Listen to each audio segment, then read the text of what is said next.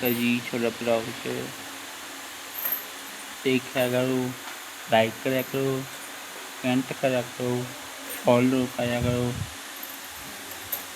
Comment करा करो, like and follow करा करो, शेयर भी करा करो।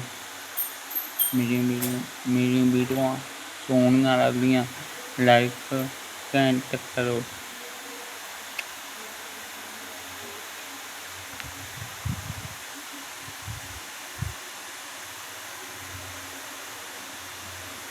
सोहनियां वीडियो आउंदियां रहंदियां, देखा करो, लाइक भी करा करो,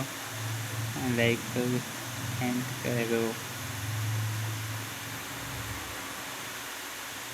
घंटी दा बटन नप्पा करो।